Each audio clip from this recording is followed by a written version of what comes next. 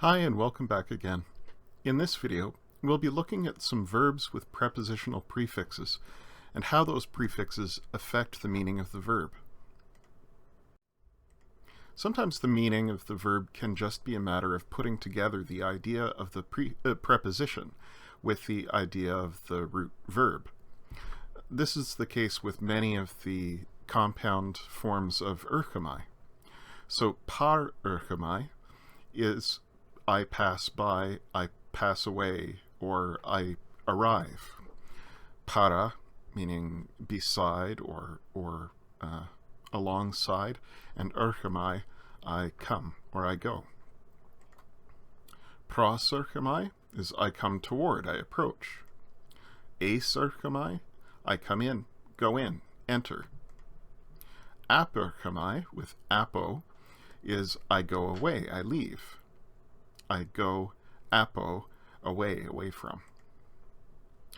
Di erchomai is I go through or pass through. And ex erchomai is I go out, I come out, I leave. Sun erchomai is I come together, gather, or assemble.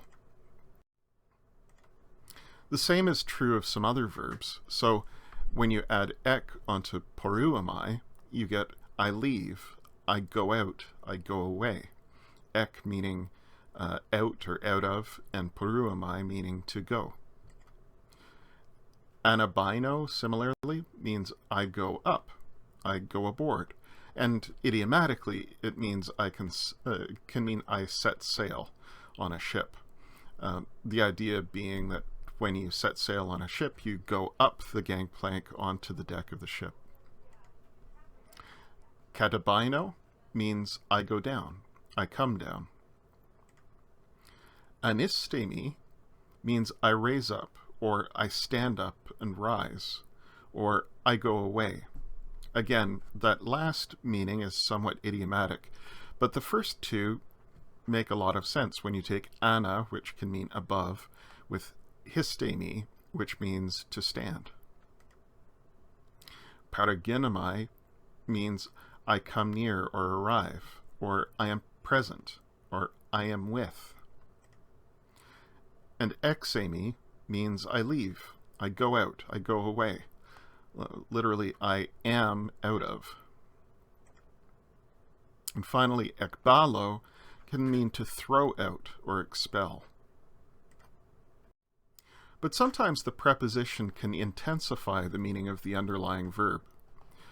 This is what happens in eperotao, which means not just I ask, like erotao, but it can have added force, I beg.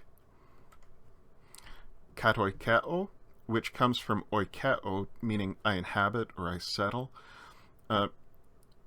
also means to inhabit or settle, but more often has the sense of settling permanently somewhere or being fixed somewhere. Epignosko and the noun epignosis come obviously from gnosko and gnosis, and often you don't see a difference between epignosko and gnosko in a translation. They can both be translated I know, I perceive, I understand, but there's often a nuance of deep understanding, thorough knowledge. Epistrepho means not just I turn, but I turn around or I turn back. And hupostrepho can mean I turn away, turn aside, or I turn back, or I return.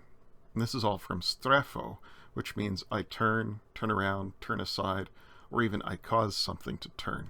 I turn it transitively. In all of these cases, we can at least argue that the preposition intensifies the verb's basic meaning somewhat.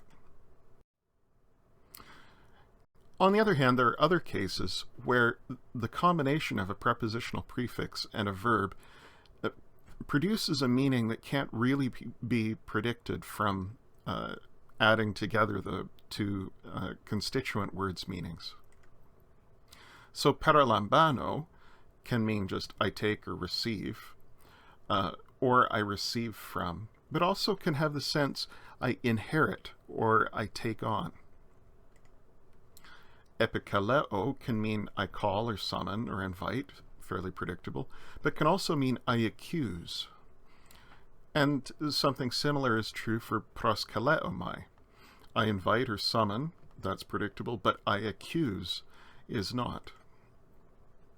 Epitimao, from timao for valuing something or evaluating something or honoring something. Epitimao becomes I rebuke or warn. And epitithemi is I set on, that's fairly predictable, but it can also mean I add, even in the sense of addition. Or I appoint someone to a position.